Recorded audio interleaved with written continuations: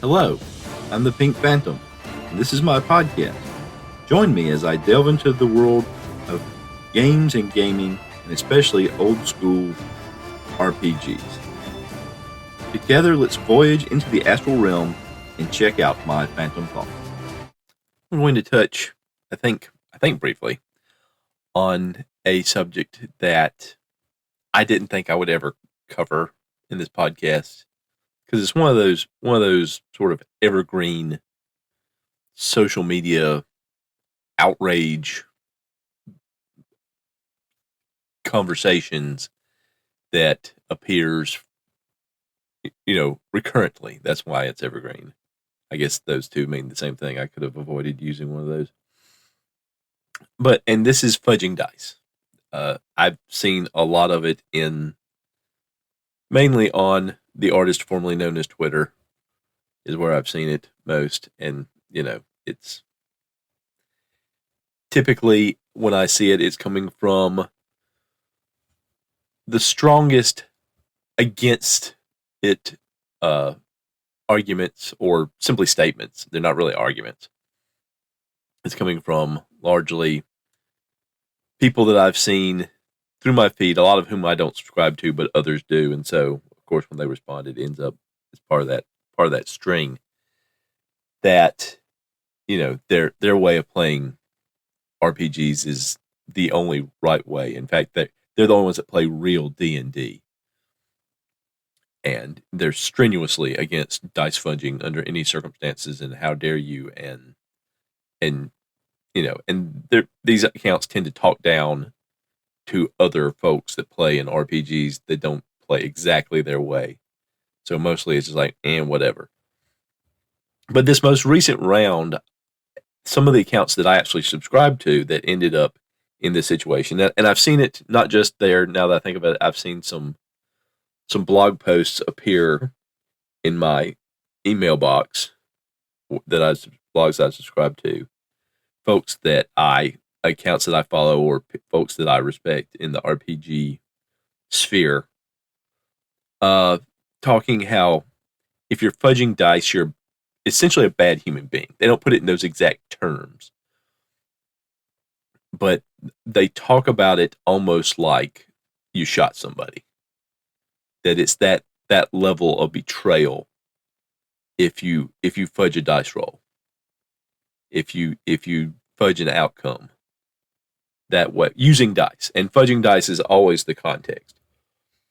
And that got me to thinking about a couple things. First of all, why is there that kind of reaction to it among folks that I think are reasonable people, not the other accounts that are just, they are what they are, but folks that I think are pretty reasonable people suddenly declaring, wow, that made me say, wow. That was my response, was wow. But they're talking about dice fudging being this terrible travesty in the play of an RPG. With to my mind, with the emphasis being on, we're talking about play here. But the idea, but then again, I don't understand people who start talking about how NBA and NFL officials are just awful and they're terrible and they don't know what they're doing, or they're in collusion with whatever league to get the correct teams to advance in the playoffs and to the Super Bowl and to the NBA finals and stuff like that. So I don't I don't buy any of that. I think that's a load of crap. But so that's my bias showing through there. But I guess the thing is it just about the dice? Now, a lot of times the conversation on this subject will flow into railroading as well, with the idea that the GM is fudging the dice to get the outcome they want to continue the story they're trying to tell. So those two things get interlinked. The other, and what I've seen mainly in this particular round of talking about dice fudging, is the idea of fudging dice to protect the player characters, to keep them from dying. And with the strenuous, if death is not on the table, then it's not a real RPG kind of thing going on. But that got me to thinking about, again, is it just about the dice? Because when you're talking about keeping PCs alive, or you're talking about GM railroading a particular storyline, plot point, plot thread, what have you, there's a lot of ways to get that done that fall within the context of old school role playing. Because old school role players are encouraged to make their own tables. Well, it would be pretty much child's play if you know what you're doing to create a table that could, except for in the most strenuously ludicrous dice rolling combinations, protect the player characters. That the challenge, to give them challenges that, yeah, they'll have to go through some effort to overcome it, but they're not ever going to be a risk. And that has nothing to do with the dice. You wouldn't have to touch the results of the dice at all if you did that. Or, if they find that their table that they've created for random monster encounters, or the set of encounters they've created, because again, old school play, GMs are encouraged to, seriously just adapt existing material rather than running it straight out of the box, because it's usually considered railroading. A lot of modules and story adventure paths and things are considered railroading. But to modify them, to cut them into pieces, to use them in your own campaign, to create your own. So if you create your own and some of the first challenges prove to be too strenuous, again, it would be child's play for the GM to change some of the later encounters. And no one would ever know. They wouldn't know how tough the encounters were to begin with.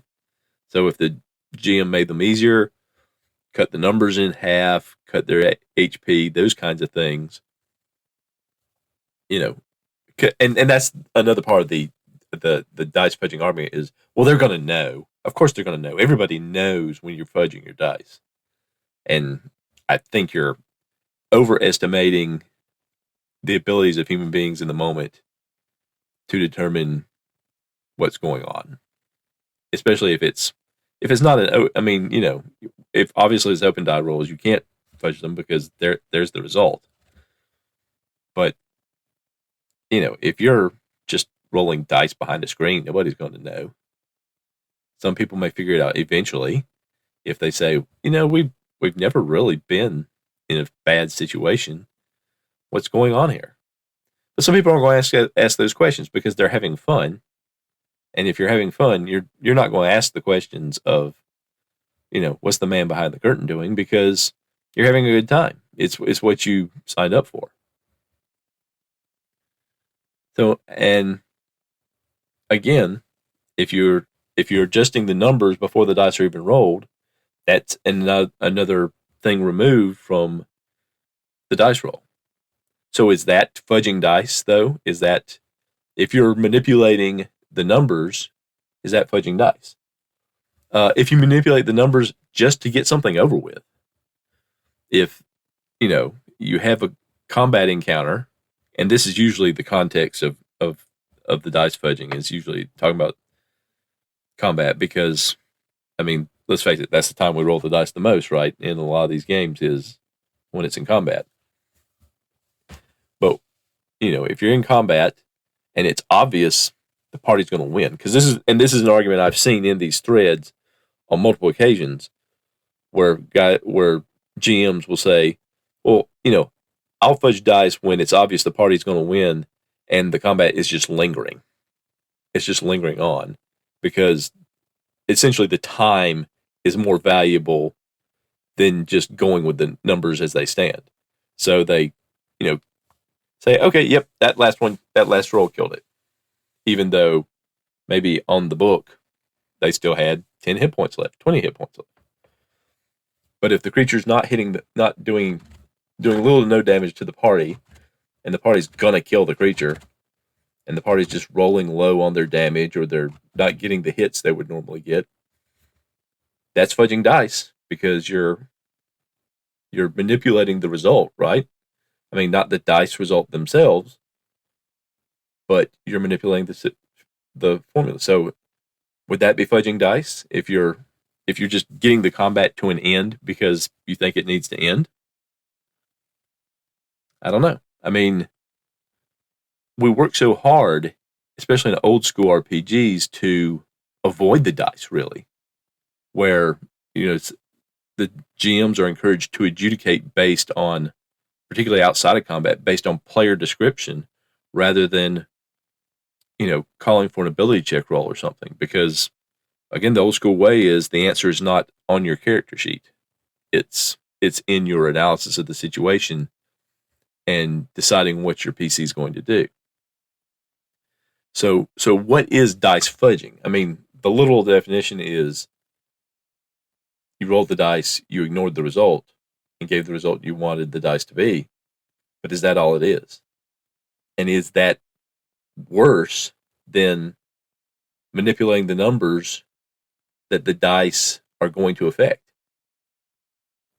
Or are they the same thing? Or is it even worse to manipulate the numbers? So that took longer than I thought it would, and I stumbled around there. So I hope some of that was coherent. And I'd love to hear your thoughts on it. Unless you're one of those that, well, my way is the only way to play, and if it is, then don't even bother calling in, because I don't traffic in that here. I think that each table is unique. Each group of players and GM are unique, and the personalities, the history, the goals, they're not all going to be the same, even if they're playing the same rule set, even if they're playing the same modular adventure path. It's not going to be the same. So there is no one size fits all in RPGs as far as I'm concerned. You play your style, your way that works. I'll play my style, my way that works. Other tables will play their style, their way that works. And that's the way it's supposed to be. You work together as essentially a team to play the game you want to play and achieve the goals and enjoy the things that you want to achieve and enjoy. But if you do have thoughts on, is dice fudging just beyond the dice? What level of manipulation should a GM engage in if they see that the encounters they planned are not what they think they were when they planned them? If the players are trying to achieve a goal, if they are playing an adventure path, for example, and they all signed up to play that adventure path, and they are having trouble getting down that adventure path because of bad die rolls or good die rolls on the part of the world that the GM controls and that sort of thing. How do you handle that? And anything related to that, as long as you've got a reasonable argument or reasonable just statement, that's cool. But if you're just going to be a jerk about it, then don't bother calling in, which is why I don't usually try to cover this stuff here. Anyway, I babbled enough. That's it for me. And now, more from my solo AD&D RPG campaign, Tales of the Dragon Slayers. Day 113, the 8th delve into the dungeon of the keep. Party members, Katya Rasputin, half-elf, first level cleric, first level fighter, 4th level magic user. Bernie Keebler, elven, first level fighter, first level magic user, first level thief. Sven Svenling, halfling, first level fighter. And Harl and Quinn, both human first level rangers. The party returns to the high ceilinged area where they encountered the piercers. This 20-foot by 40-foot room has doors east and south. Behind the east door, the party runs into the troglodyte females in a small 10 by 10 room. Katya convinces them to surrender, and the party has troops escort them out. Also in the room, the party finds iron trunks with silver and a ring. Moving back to the south door, the party finds a triangular room with high ceilings, 50 feet along one side and 100 feet along the other side. At the south end, at the point of the room, the party is warned of a scything blade by Sven's trident as they approach a small coffer filled with silver. Backtracking through the dungeon to the 20-foot hall they ran into earlier that had a spiral staircase in it, they come back to the two secret doors that they had spiked closed. They open the door to the west into a 30 by 30-foot room and finding another door to the south. Behind this door, they find another group of dwarves, and they get a soldier to escort them back to their kin. They also find sacks of electrum and platinum. Returning to the south secret door, it opens into a 30-foot by 20-foot room with two doors to the south. Opening one of the doors reveals that both of them open into a 20-foot by 10-foot room that's empty, with a door exiting to the west. Opening the west door, they find another group of gnomes. They also have this group escorted back to their fellows, and they find stone containers containing silver, magical leather armor, and crystal lenses, which will later turn out to be eyes of minute seeing. Returning around the 20-foot long corridor, they return to a longer 10-foot long corridor leading south where they had come in from, to a secret door they had spiked shut near the chimney they had found that goes up. The 20 by 20-foot room beyond this secret door is empty, but there is a door that opens to the north into a hall. This leads 30 feet north to another door, and also that opens to the north, and to a secret door that opens to the west. They spike the secret door shut and open the northern door. The north door opens into a 20 by 20-foot room with doors to the south and to the west, and a secret door north. They try the secret door to the south first, as their map shows there's not much room in that direction. It opens to a 10 by 10-foot room with a mirror on the south wall.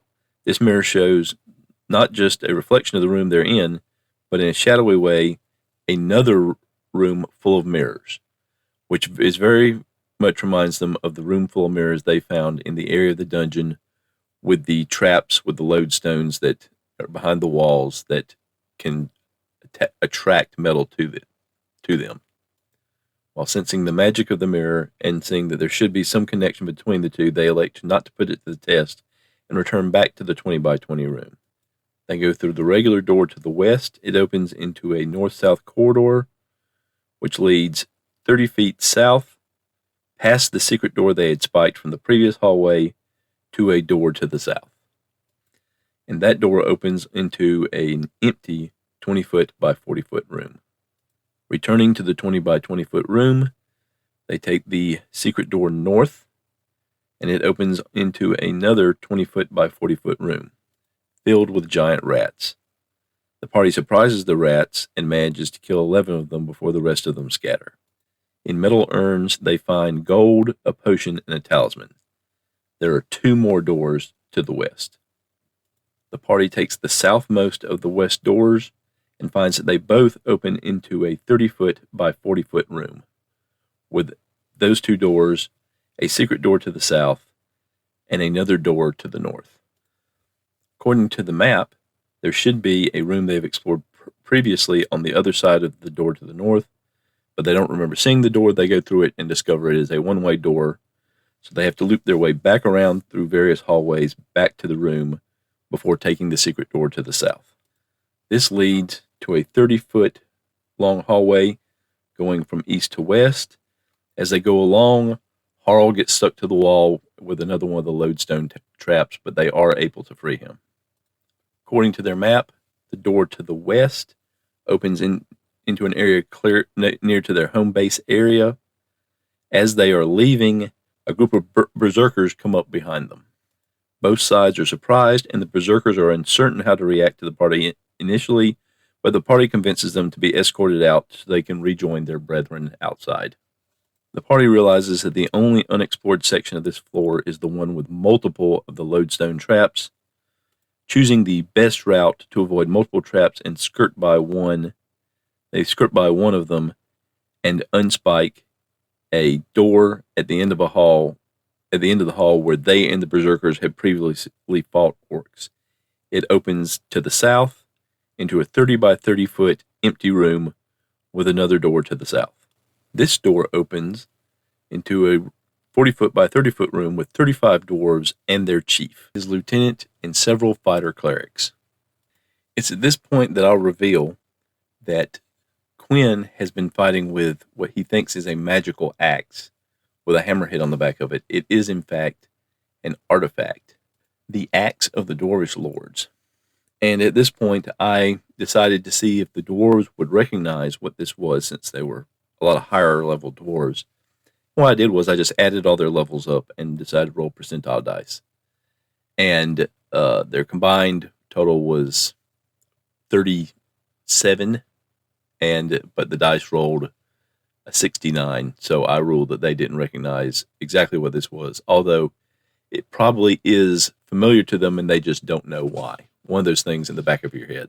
After a conversation with them, the party have them escorted back to where the dwarves are lairing in the elsewhere in the dungeon as they're collecting them before they return them home.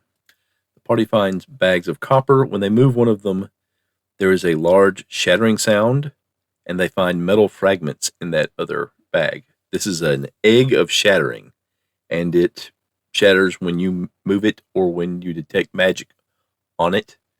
And since the party has a magical sword that detects magic, it pretty much goes off. But being in the bag, no damage is done as it would be if it had exploded in the open. In this room, there are doors to the south and west.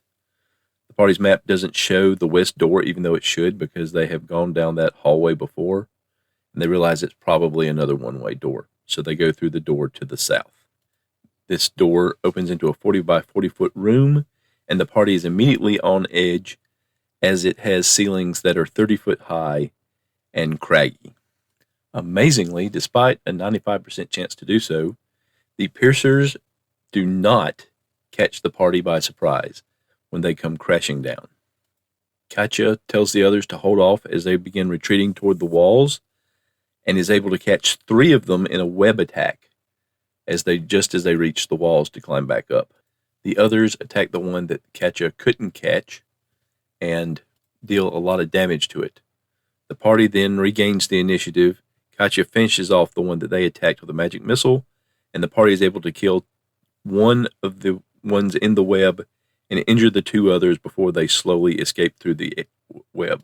Katya dispatches another one with arrows as it goes up the wall. The last piercer misses its attack on Katya, and the party finishes it off. Afterwards, they find a huge chest with silver and a gem.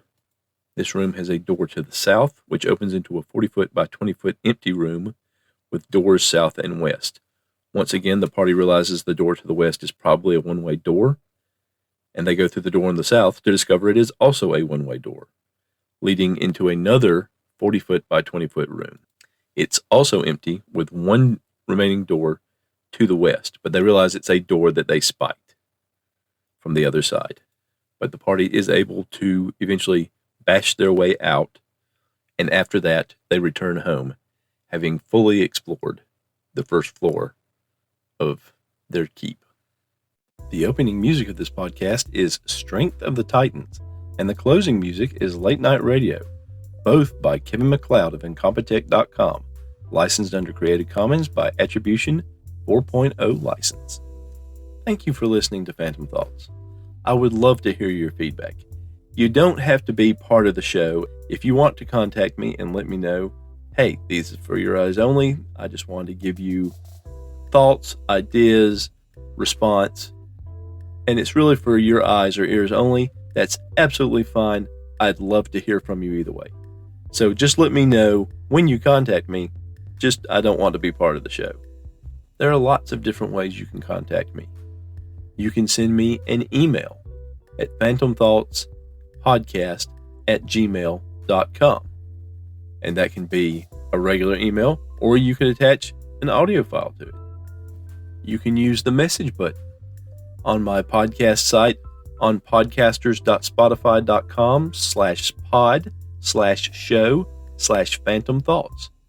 You can contact me via my Google Voice number, 864-209-1441. You can contact me via SpeakPipe at www.speakpipe.com/phantom thoughts. You can contact me on Discord, The Pink Phantom. All this contact information is listed in the show notes of every episode. And thank you for those who call in. Thank you for those who don't call in. I appreciate you listening and hope you'll listen again next time. Until then, I hope you have a great day.